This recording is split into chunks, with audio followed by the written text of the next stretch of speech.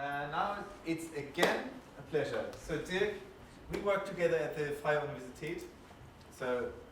And we came up with a course on open science that we did at the Freie Universität. And I think that's also how this idea was born, to kind of give a workshop, more international workshop on open science. So that was a course that was given during the semester, and but I think this is now a slightly different format. But we kind of distributed the topics that we had by pre-registration. We were 2 lecturers, and I think since then Dirk has really dug deep into data, open data, and when we should have open data and how it could be possible to share all the data that we have, particularly with regard to privacy concerns. You're going to talk about this? Yeah. Yes. And of course, very closely related is this workshop by Ruben this afternoon.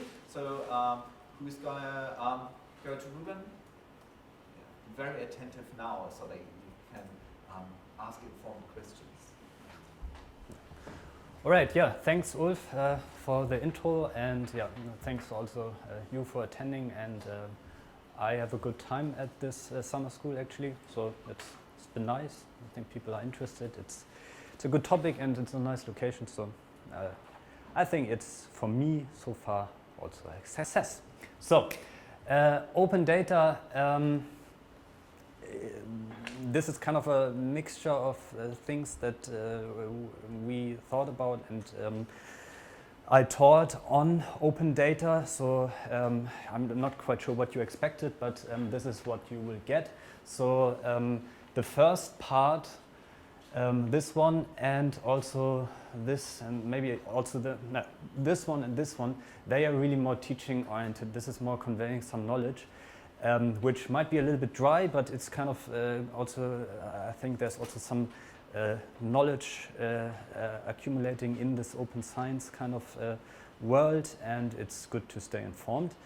I put in something on scooping and the discussion because there were recent discussions, and also in the previous session today there was a little bit on this. So yeah, so first part maybe a little bit dry, then it gets funky, and then it maybe get dry again. But let's see how far we get. So the fundamental principle, or the fundamental idea behind everything that I think in terms of open data, is that in principle it's not clear why research data is not shared much more often or always than is currently done. And from my perspective, there is actually only one real concern, which is in human research data protections. Otherwise, there are no reasons why research data are not being shared. So that's where I'm coming from. And from there, yeah, let's see what I have. So first of all, sometimes you have these questions, what do you mean by data exactly? And that's of course also important to discuss, so I'm trying to give some definitions in the beginning. So with data, when I say data, I mean essentially any kind of data, so arrays of numbers, arrays of strings, algorithms, digital tools, whatever these might be, workflows, analytical pipelines, software, so everything. So when I say data, the classical distinction is between the experimental data that was acquired and software that was developed to analyze these data. I mean everything with that. There is, if one goes a little bit more into detail and, for example, has a look at this quite nice paper by it's a German one though, by the Rat für Informationsinfrastrukturen, who dealt with the question of data protection and research data. They give this definition for research data, so not any kind of data right now, but research data. They mean typically electronically represented analog or digital data that are generated or used in the context of scientific projects, for example, by means of observation, experiment, simulation, service, panel studies, study of historical artifacts, audio and video sequences, and digitalization of objects and analysis. So they also try to cover everything. yeah, so that this is clear that we mean by data essentially everything, any kind of data, not only some experimental data. Then in talking about these FAIR principles and also talking about data in general, the term metadata typically comes up, and for a long time I went with my intuition what people mean when they say metadata, which I guess most of you also use, and in such that it is data that provides information about other data. And then I tried to confirm my intuition, and Wikipedia says essentially the same thing. You can, for metadata, go a little bit more into studying a science of metadata essentially, so give more specific definitions of what metadata can be. For example, there are some forms of descriptive metadata, which, for example, for an article would be the title, the abstract, the author, some keywords. You can have other forms of metadata, structural metadata, for example, how a sum of things is put into a whole. So, for example, how pages are ordered to form chapters. You can have administrative metadata, so information that help to manage a resource, how it was created, and so on. So, in the end, when people say metadata, if you just think data that provides information about other data, that's essentially what people mean, is my experience. And there actually are by now also more descriptions of metadata, more categories of metadata. Then I always assume as a given that everyone, and especially in such a group, everyone is clear about the benefits of shared / open research metadata.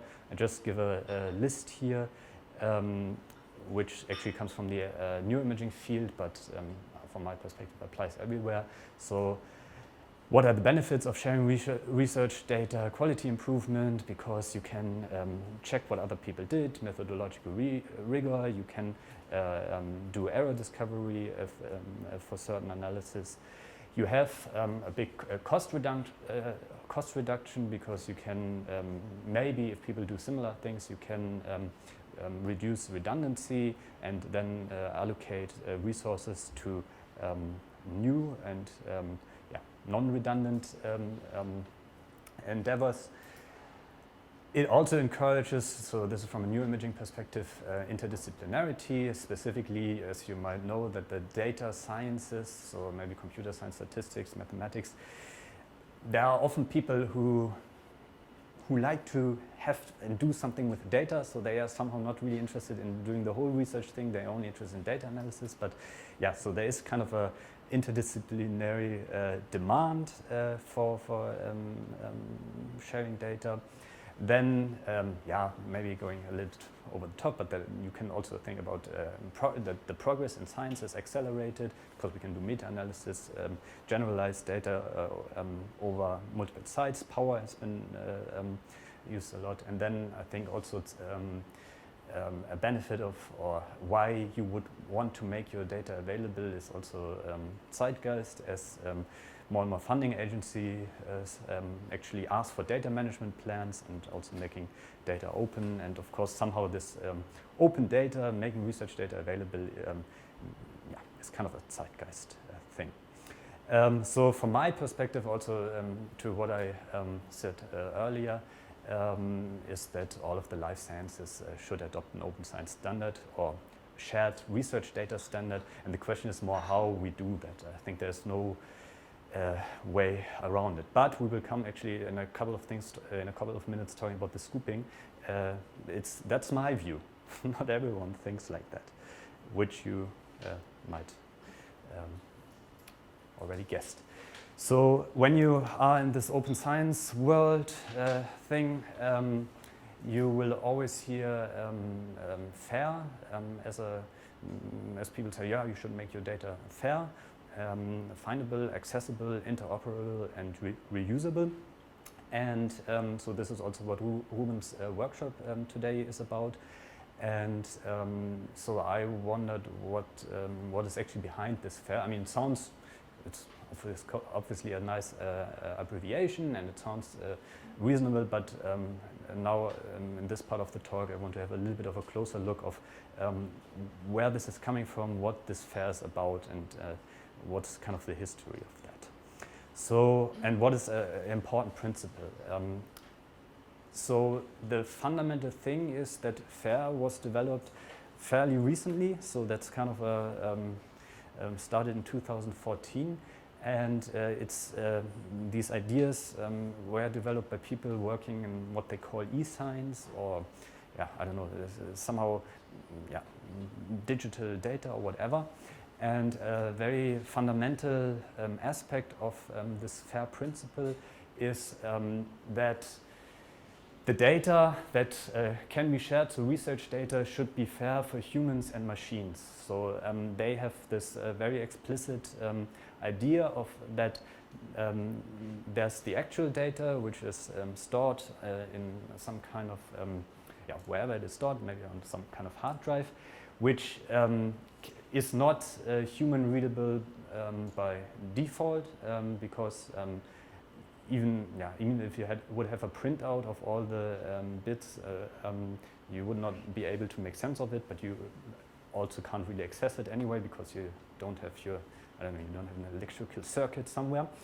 And on the other hand, there is what they call, or some people call, the explicitome, which means that these are summaries or representations of data that are human understandable. And the idea behind FAIR is a lot that this kind of interplay between automated data analysis done by machines and confirming the outcomes of these analysis by humans, and of course human intuition, that this will get more and more. And there's also some value in that, of course strongly inspired by ideas about pattern recognition, machine learning, and that to then achieve this kind of interaction between man and machine, FAIR principles should be applied so that they apply both to men and machines. So this makes, I think, gives a little bit more of an insight of that it's not only about that it's great that we share our research data, but there's this explicit machine readable, whatever, a component to FAIR. So the origins of this FAIR principle, as I already mentioned, are relatively recent. So there was this workshop in Leiden in 2014, where some people get together. It's also librarians, it's computer science people, it's people interested in digitalization, that thought about what can we do to achieve this kind of interaction between automated and human analysis. There is, if you're really interested in the whole FAIR thing, there is a paper from 2016 on it by Wilkinson, and the Force 11, which is kind of an organization that fosters open science, e-science, whatever. They are also behind that and have explanations for that. It's also a little bit from the Netherlands, so there's to understand what's going on, there's a great website on the FAIR data principles explained. So in principle, these FAIR data principles are just what they stand for: findable, accessible, interoperable, and reusable. However, one can go a little bit more into detail, and they have more details. So this is what I will go over now, which is kind of the boring part, but then you know it. So what do the FAIR principles really mean by findable? They have this F1 principle that data are assigned a globally unique and persistent identifier. So for everyone, this would be DOI. So they actually want data to have a DOI. The data should be described with rich metadata. This is referred to the reusable point R1. The metadata should explicitly include the identifier of the data it describes, so there should be a good linkage between data and metadata, and the data are registered or indexed in a searchable resource. So this is kind of the set of things that these people it's again like yesterday in the workshop, it's some people who think this is how things should be handled, and these people thought to achieve this achieve fairness of data for both man and machine, this is what they thought, and it's of course makes sense, but then if you ask yourself, is my data fair, then of course you have something to refer to and think about whether this is actually achieved. Accessible means more explicitly that data are retrievable using a standardized file transfer protocol, and that this protocol is open, free, and universally implementable. And this kind of sounds fairly straightforward, so you do things via the web. What is important is that the protocol allows for authentication procedure where necessary, so one shouldn't mix actually fair data with the idea that everyone always can access these data, right? So data can be fair even if it is not accessible for everyone, yeah? Because they also appreciate that for certain kinds of data an authorization and authentication procedure is necessary. Then they have this also, this is one of the things of FAIR, they have this principle that metadata should be accessible even if the data are no longer available. And the idea behind that is that even if the real data set is not available anymore, metadata can still inform decisions in science, for example, that something was done and there's some experience how this can be done, and so that metadata in itself is also informative. Again, if you then think about, okay, I put my data somewhere on one of these open science platforms, how can I figure out whether the metadata is still accessible even if the data are no longer available? They might have to search around. Interoperable, this is then really going into the machine and human reading idea. So the data should use a formal, accessible, shared and broadly applicable language for knowledge representation. So you should try to avoid idiosyncrasies in terms of how you store data, and this again goes into what we did yesterday on fMRI with bits. The vocabularies themselves should be fair, so in a way, for those people who were there yesterday, so the JSON file is kind of an example for that, where you can still understand, so where you have these key value terms, so you, for example, have some kind of experimental parameter, like I don't know, frame acquisition frequency, and then you have a number, so you can, as a human, can look at that, but you also have it formatted in a way that is easily machine readable because it follows computer science structure variable types. Yeah, the data should include references to other data, so everything should be interlinked. Finally, reusable, so this is where the FAIR people say data are richly described with a plurality of attributes. So there should be a lot of metadata. What they are also propose is that data are released with a clear data usage license. So there one has to think a little bit of what kind of license one wants to choose, and data are associated with a detailed provenance, which at one point I didn't know what it was. Maybe everyone knows that, but it's just the chronology of ownership, custody, and location of an object. It's a big thing in art, as you might all, of course, know. And then the last thing about reusable is that the data that being made open meet domain relevant community standards. So in some aspects, these FAIR principles are fairly superficial, you could say. So essentially they say, so each domain should have kind of their data standard.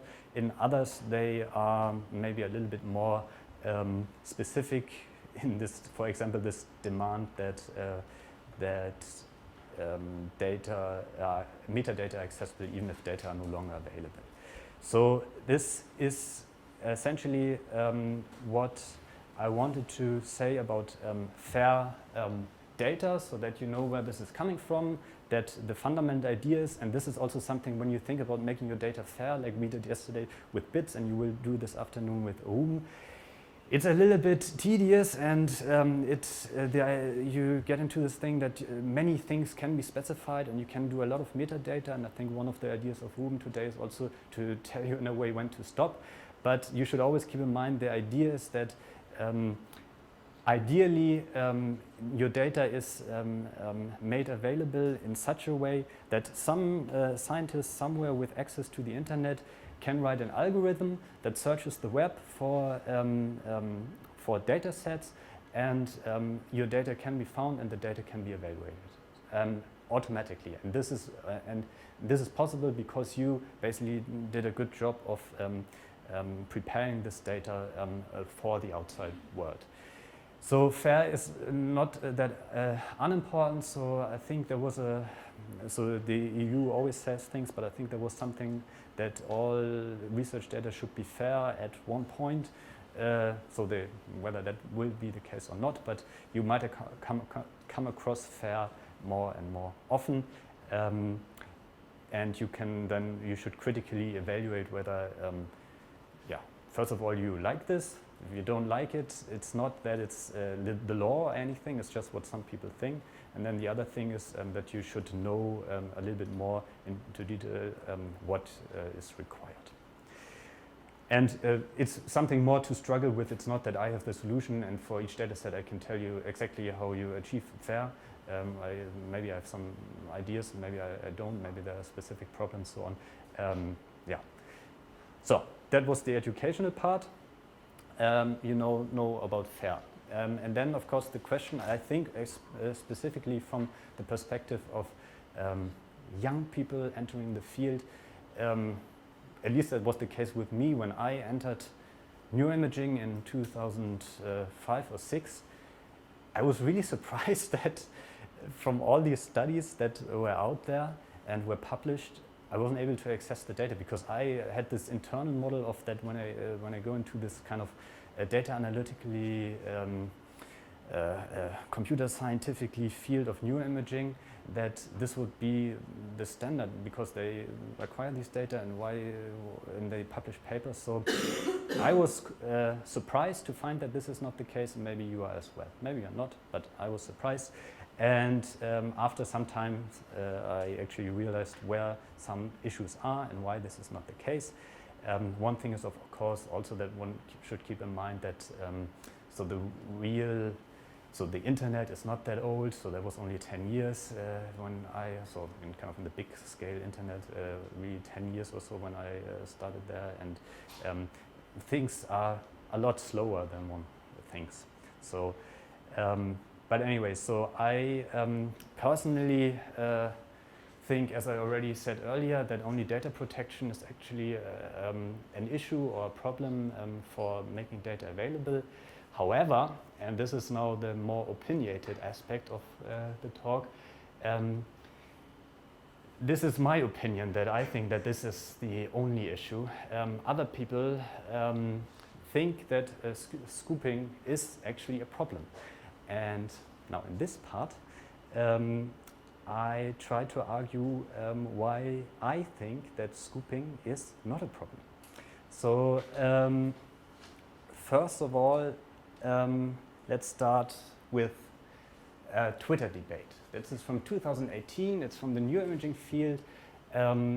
It involves Jack Gallant, who is actually a proponent of open science practices. So he posted on his Twitter, or he tweeted that everyone should leave MATLAB, which is a commercial software for doing imaging data and for doing any kind of data analysis, which a lot of people in neuroimaging use. And he said everyone should switch to Python, which is an open source software. So that was his tweet. And then that was in July, so it's really recent. He got an answer by this guy who said, nice advice, this going to open software, but what about data? We keep trying to ask access to data used in your Nature 2016 paper, but we received not a single reply yet. And then hashtag open code, open data. And the answer is, yeah, blah blah, too many emails. But then the original authors are still writing further primary research paper on these data, so they haven't been released yet, but we expect to be able to do that very soon. And this started actually a Twitter debate, and there's also blogs on that. And this is really so there are eminent figures in the community that think that it is okay to not release data with a publication because of the idea that you that kind of a specific data set is a valuable asset in the Darwinistic world of science, and you should, if you don't keep it to yourself, you will be scooped and you will have a disadvantage. So some people think that scooping is a problem. This is one point I want to make with that.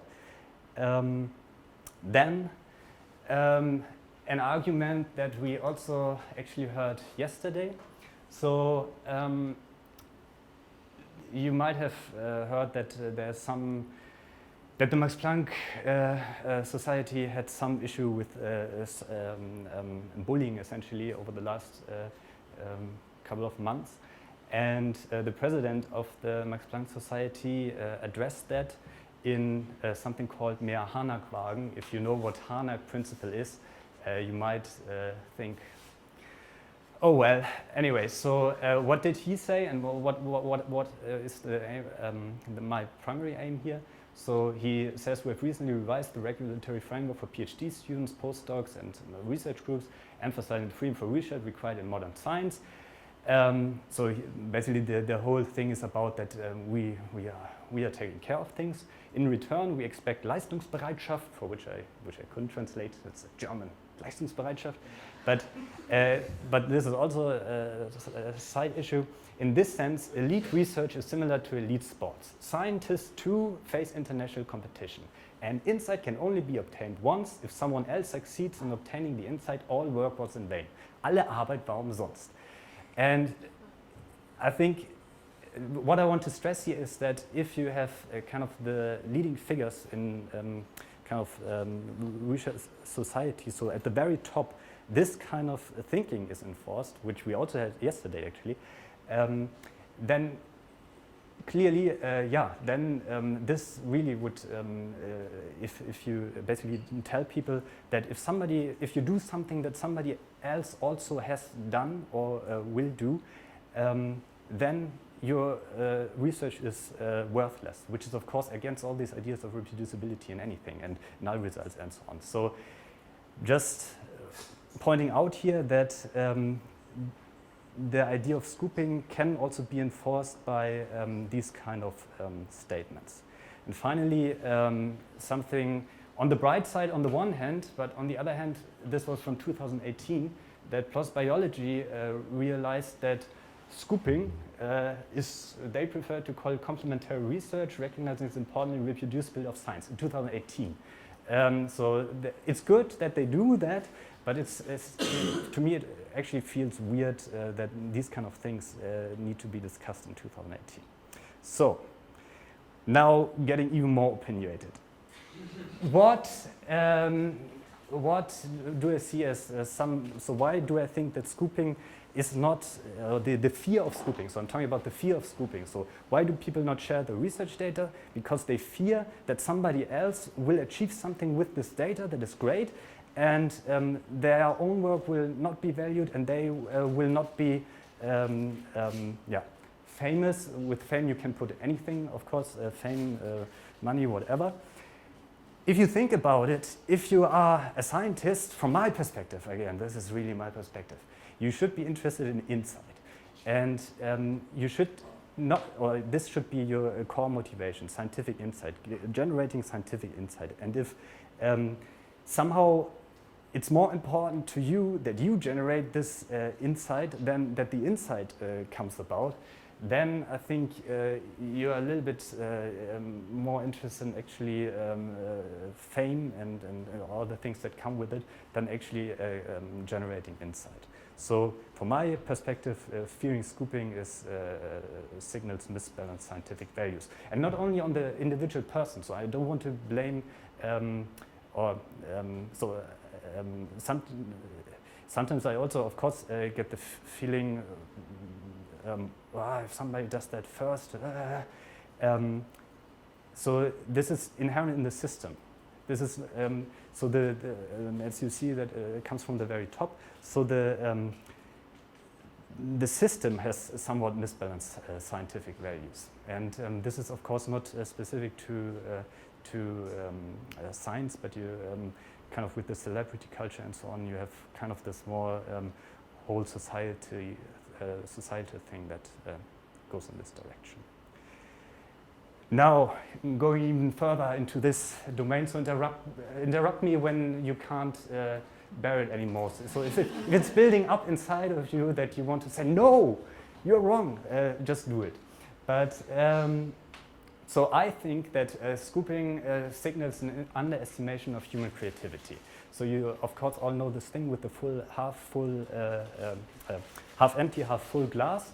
Same data, different interpretations. So why on earth would somebody think that you can be scooped because there is some data, and as we just heard also in the previous talk, there are many ways to do things with data. So I think it's, on the one hand, it's an underestimation of human creativity, because people think, so this is this data set, I want to ask this question on this data set, and essentially everybody else also wants to ask this question. And I think it underestimates what other people might think of, and even worse, it might actually, from my perspective, my personal perspective, signal misunderstanding of quantitative data analysis in science in general. So this is what I put in. So this is how I think of science. So I have to assume there is reality, so there is something outside of this thing here. And as scientists, one of course taps into reality and acquires data. And as we also discussed already, of course, the way you tap into reality determines the data you have. So your data are not a one-to-one reflection of reality. And then as a scientist, you look at these data, quantitative data, with a given model. And here there has been a lot of talk about what I would call statistics. So I also call that usually linear models or parametric statistics. And there is then a lot of debate, but what I want to stress here is that there are many, many more models. Of course, Amy, you of course appreciated that. I nevertheless want to point to it. So there are many, many more models than the ones that you can do in classical statistics. And from my perspective, so this, from my perspective, as long as we ensure computational reproducibility, whatever comes out of an analysis, whether it's p smaller than 0.5 or not smaller than 0.5, that's fine. I think the problem is when you cannot trace how somebody got from a quantitative data to a certain result, which is given a big problem. But then you can frame that the other way around. So the way I look at p-values is they did this kind of analysis and found a significant effect. If I don't have any reason to think that this was fraudulent or and I can reproduce that, then I say, yeah, okay, so that's, if you do this kind of analysis, this comes out. If you do a different analysis, something else will come out. And I sometimes feel that this is not clearly appreciated, that it's just, yeah, a different analysis, a different result, a different model, a different result. And this is then where I think what science is about, to make a really big case now, that science actually, I guess some of you might work on this paradigm that science approximates reality more and more. I don't think so. So What I think science is it's a communicative system of scientists who discuss their interpretations of data. So, with the main reason that the real answer we will never know anyway, and we have to be happy with that, and we can communicate about it. This is, of course, also strongly influenced by kind of neuro or cognitive neuroscience, in the sense that everything that my brain, your brain interprets comes to us via the senses, and what is really out there, we don't know. I mean, it's fairly obvious if you think about that you're not sensitive to UV light, but bees are, and so on. So this is my model of science. And from this model of science, I think that that essentially, in terms of data analytical flexibility and the ways you can analyze data, I would go a little bit further than Amy just did, although I think she also goes in that way. Any kind of data analysis is data reduction. So usually you have a bunch of data and then you compress it to fewer data. For example, having a bunch of zeros and ones, and then you end up with some p-value or a map or something. But there are many more ways you can do a data analysis. So you can also square the values, write them on paper, tear them up, send to your or my grandmother, let it pick a number and estimate hurricane strength. This was just done when you talked about hurricane strength, based on that number. So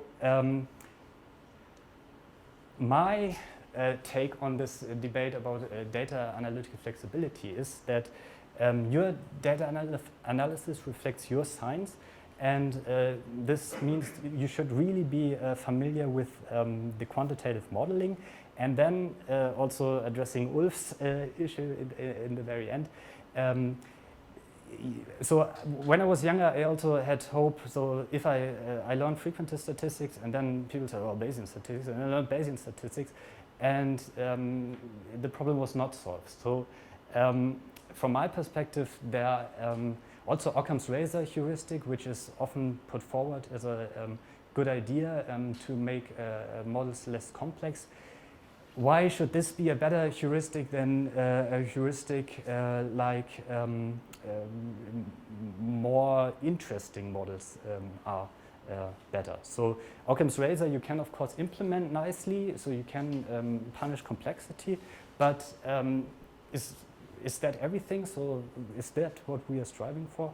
So now coming back to scooping and also the previous talk, because you mentioned that in this CARP study, I think, there were 5,123 pipelines for analyzing a single fMRI data set. I would disagree. It's clear, but I also want to point that out.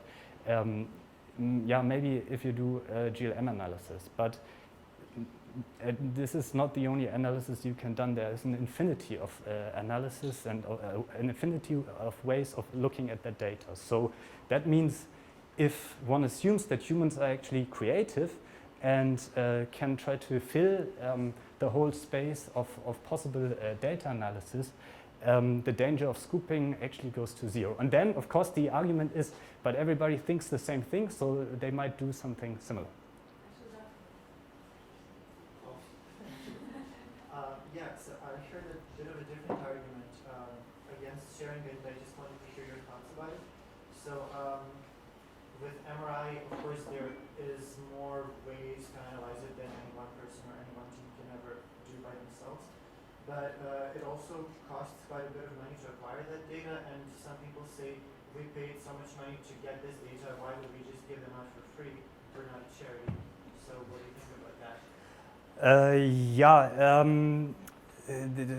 Okay, so what I think about that is, in brief, is that the question is, where does the money come from? And so what I'm talking about here is tax-funded research. So because that's in the where I operate, and I think tax-funded research is owned, if you want to stripe ownership, is owned by everyone. So essentially, that would be my counter argument against that. So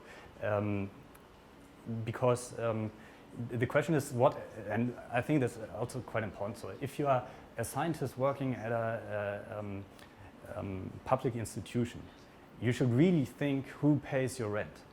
And it's not your amazing skills in MATLAB programming or anything. It's the community, it's the society that thinks we are doing so well as a society, we can afford to have some people, for example like me, sitting on their desk all the time and reading about data analysis. So this is somehow the mindset that I think behind this. There are, however, and this is what I'm trying to say. So there are, however, also other things like data protections that one needs to keep in mind. Did that answer the question? Or? Sure. May I add something to that? Yeah. Because I like your ideals, and I think if we were living in Sesame Street, that would all be fantastic. But did you know that Annie and Bert, they are gay? That's what just came out. No, but unfortunately, we have to appreciate these values in the current economical context. And Nah, do we?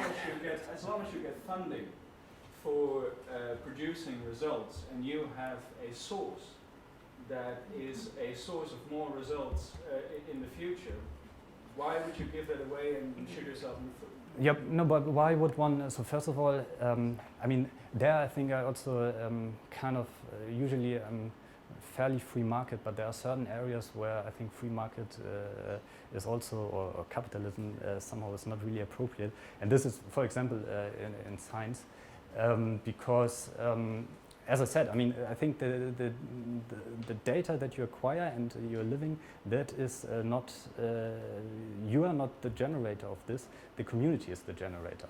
And everything that you do is not your personal, so you don't, from my perspective, you cannot claim personal Eigentum, personal or copyright even. No, I agree with that, but shouldn't we then change the model in which we're being paid in order for all these things to actually be completely viable? Because in the current atmosphere, where I get more grants if I publish more data, or if my data are higher impact or higher quality, and I have a source, an unlimited source in a massive data set that provides that capability of me getting paid. And I'm not saying getting rich, I'm saying not being hungry. Yeah, I definitely say it's a systematic failure. So definitely, I mean, it's, of course, I mean, these are incentive structures that we also discussed. Of course, the incentive should be, from my perspective, rather be that if you don't make your data available with your publication, then that is not really a publication, and this is weird. So right now we are, of course, in this state where it's fairly normal to still, surprisingly, to keep everything under your own control and not and only reporting kind of the gist of it in a paper. And this definitely, I see that as a problem, and the incentive should be that. And actually, things are changing in this regard, especially with the funding and the data management plans. That if you, with data management plans, I think you now have to also at research funds, you have to argue why you will not make data available, which is a good step in the right direction. So that you that there are then maybe more reasonable, from certain people's perspective, more reasonable arguments for not doing that, and maybe less reasonable. But then, on the other hand, also I want to point out that people might have different opinions, and I'm not saying I'm representing a mainstream opinion here. So can also be that all my colleagues actually think exactly like Jack Gallant, and maybe that's the mainstream opinion. Okay, just I see there are a couple of questions. Should we go to the question session? Because I have a comment, like Daniel Streeck works here. So we have an ethical, very quick remark, and then we go to this. So imagine you have a clinical trial. You invest a lot of money to collect all the data, and you think your whole career will be based on this clinical trial, because during the next 15 years, you'll publish results from this clinical trial. It's your data. But on the other hand, if you made it open, the same results could be generated within 1 year that you generated within 15 years. So you withhold treatment for patients for 15 years. And it's a dilemma, of course. I have no solutions for this. Yeah, but when it comes to patients, it sometimes becomes clear that withholding data for clinical trials, as a lot of people do, because it's a lot of work to collect this, may be an ethical problem because you withhold an analysis that could be done on this data that might lead to a treatment option for patients. And those patients gave their time, sometimes even their life, in these clinical trials because they think that you'll do something good with their data. So just as a comment. Maybe can I briefly interrupt you? I would also say I would say I finish briefly my slide because I want to make one more. Okay, and then I've seen Adrian and then we can discuss and I'll tell you recently what it is. So the last point I want to make, but I already made, is that from my perspective, also scooping fear is kind of an egocentric thingy that you think you have this great idea. I always think that, and then I realize, so one thing is that you can think everybody also has this idea, but then I also always find that people think about completely different things. So it's kind of, if you think, I think that one shouldn't be feared of being scooped because first of all, people don't really think exactly like that. And if they would do, then we already get into this forking path problem. So if somebody then starts doing something, it will be different. Something different will come out. They will have a different result, and it will be a different analysis. So I think there it is really important, of course, that one also appreciates these differences, right? So if one, if the system is that that the message of a certain paper is so broadly construed that basically whatever you do in kinds of analysis reflects the final conclusion, then of course it's a problem. And this relates to press releases and Twitter. So let me just finish by pointing you to something. So that was just kind of an opinion piece essentially. So data protection, I think, is not a problem, but an issue. And if you're more interested in data protection, actually on my YouTube playlist stuff, I have another talk where actually, which is pretty similar to what I would say here. So we looked into the GDPR, how one can do, so the General Data Protection Regulation, how one can find a lawful consent and data use agreement forms based on the GDPR. And then we also discussed different ways of how we can make neuroimaging data available even under the ideas of data protection. And the motivation, just also make this point, the motivation behind that is essentially that data protection, from my perspective, is often invoked by people who are more on the fear of being scooped side, and then as an kind of open data, open science, share your data proponent, I think it's important to be prepared there. But yeah, look at this if you're interested in your own time. So I finish here and wait for more. Put the link of the OSF? Yeah, or you just Google me. That's, you will find it. Okay, so thank you first of all for the and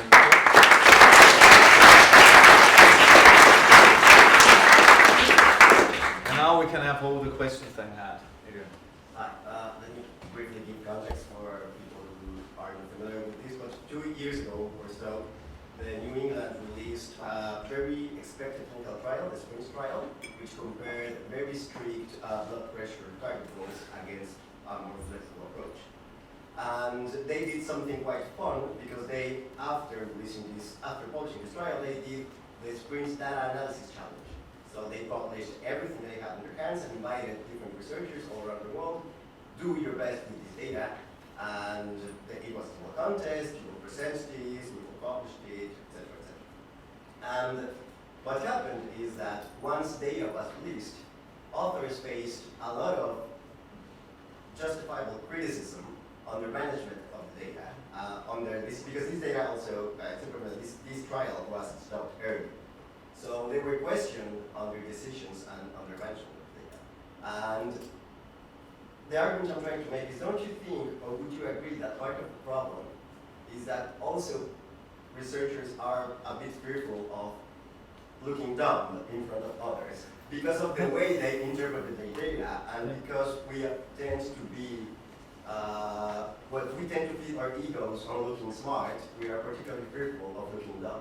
Yeah, no, I completely agree, and I think this is related to kind of an error culture in science. So the reason why I started making my code, so my software, available when finishing a paper was actually so first of all, I realized when I did some early programming during my PhD that there was a massive bug in there, and this was not detected by me or my supervisor, but it was detected by a postdoc.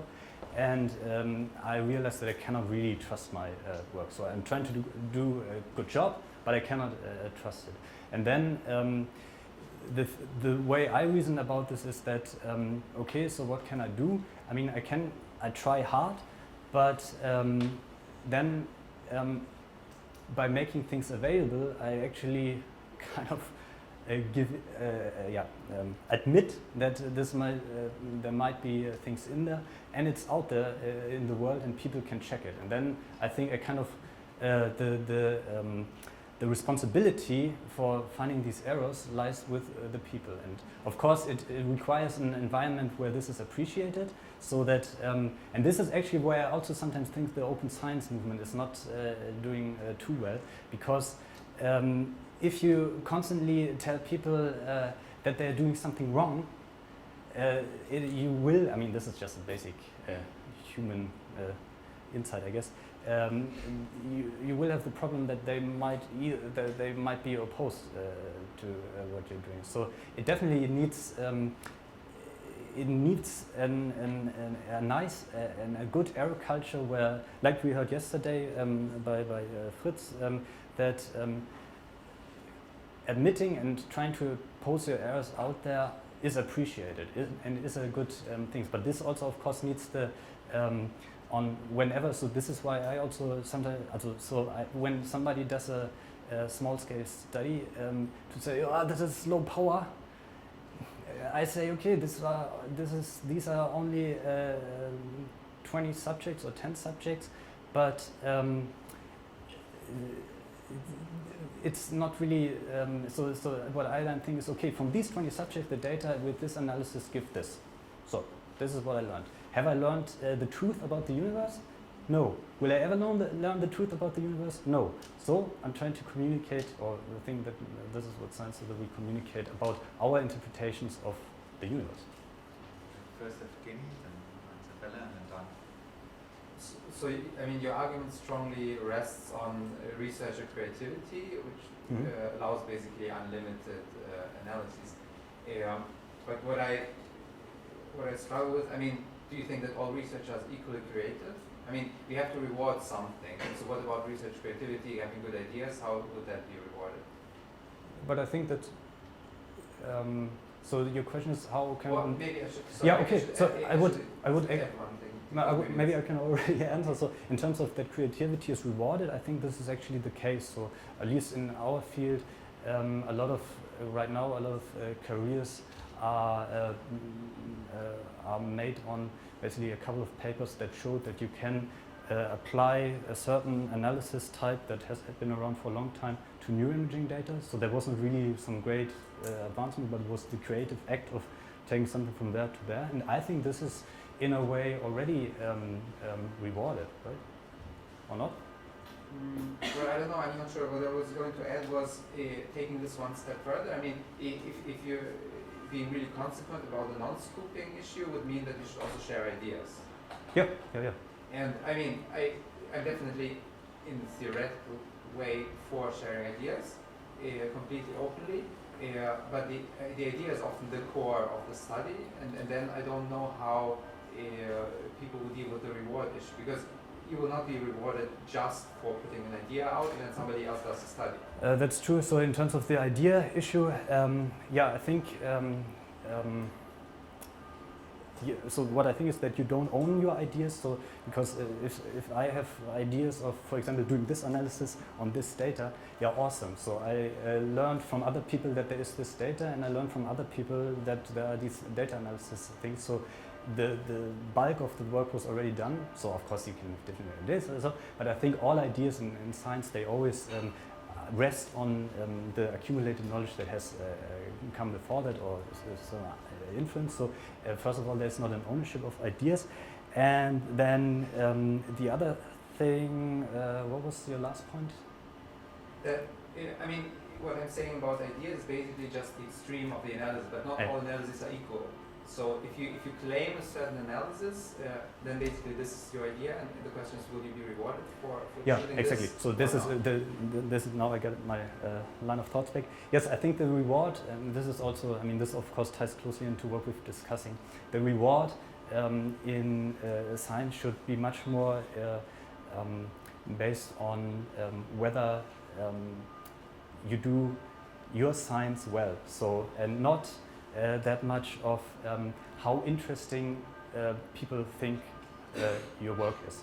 Actually, I'm disagreeing a little bit with Fritz from yesterday, because a big problem, I think, is in terms of the impact factor and this whole high impact journals, flashy ideas, is that what is maybe rewarded a little bit too much even are ideas and not quality of work. And I think it's actually, I rather have, and this goes into the same, I mean, it's the same discussion as null results reporting. So if there is a null result, if the work is qualitatively done well, it's accessible, it should be rewarded exactly as much as the opposite. And this is again a systematic question, I would think. Yeah, a completely different question. My concern about the open access strategy regards the participation of my patients. I'm working with elderly people, and I could imagine as soon as they read in their informed consent, we will put your data on the internet, they will refrain from participating because I don't want my data on the internet. And although we explain it's anonymized and so on, they say no. And it's very hard for us to get participants, so I feel that. Yeah, this is actually, so of course there are different degrees to how far you make the data available, and the whole learning outcome for me from this GDPR business is that the most important thing is to be very explicit to your participants. This is where I wanted to go.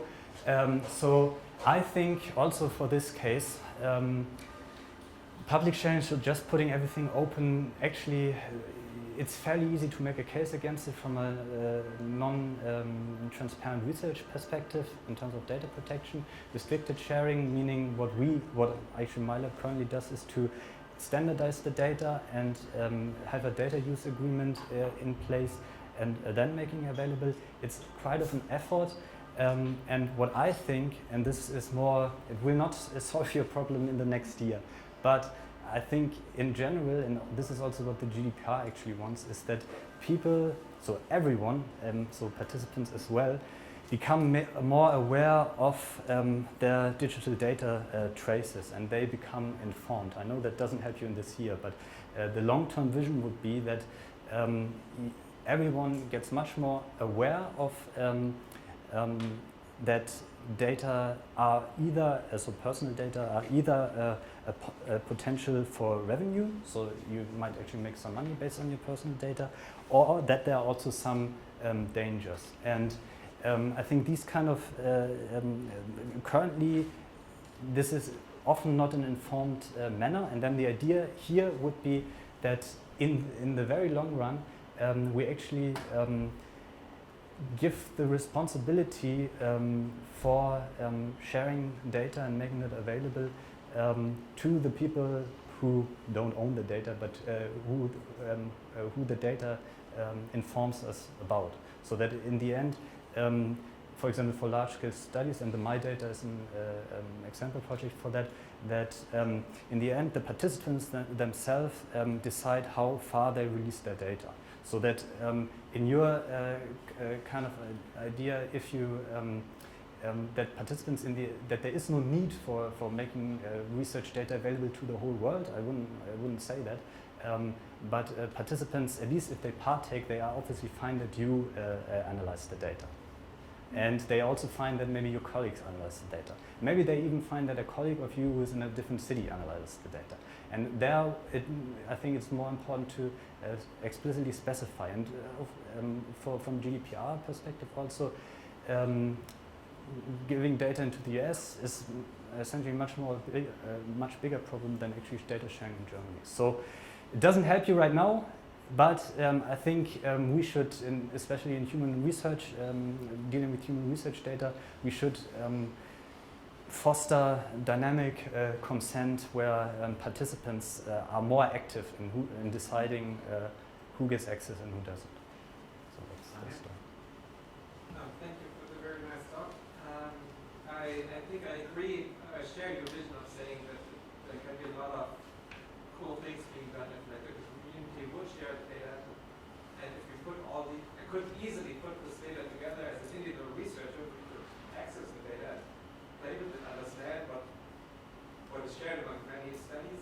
So there's a lot of potential to my mind, but I see from my perspective, I see two main obstacles to that, and I think you're trying to address one of them. That's like, do individual researchers have an incentive of sharing the data? So everyone is incentivized for publishing papers, but no one is incentivized for sharing data so far. So I'm wondering whether as a community we have to rethink that part. And in CDs, for example, there should be a section on which data that I publish. Yep. And so I'm wondering how can we get incentives so that individuals don't only see the risks, but also have something good from doing that. So it's more also an open question how that could be done. And then the other part that I see is, so I've tried searching for data online, and there's these different tools and platforms, and like if I try to get data, like for example for meta-analysis and get the real data from it, it seems horribly complex at the moment. It seems I can spend forever and I don't get anything useful. So I'm also wondering, are there like what would be tools how we could improve this process so we have easily manageable access to the kinds of paradigms and data from the kinds of data that we want, that are kind of pre-sorted, there's some formatting. It's not, because currently everyone uses completely different setups, completely different scripts, so to put that together is kind of a nightmare, I guess. Yeah. So these are two obstacles that I see, and I'm wondering what the solutions could be. Yeah, so I think FAIR is in a way the answer. So definitely it's a time of transition, and the latter point, so that things are better organized inside the communities, and I don't know whether you were talking about neuroimaging data or also other kinds of data. It's important that, of course, people come to standards. Neuroimaging is kind of doing well with bits, in my opinion, but it's of course also important that people adopt that. And then I see the talk also kind of in this kind of line. So you guys now know about FAIR, and when you deal with your data, you might keep these things in mind so that in 10 years, 15 years or so we are where you are. The other thing about incentives, I guess Ulf will tell us about how the Charité does this right now. So people become aware of that, but then it's also, of course, a question of skill. So if you now, and you are here, you know about FAIR now, so you can explicitly write in your CV that you made data available under FAIR principles, so you have some awareness. Again, I think it's a time of transition, and it will not be fast, but I think it's important that we argue for it and work on it.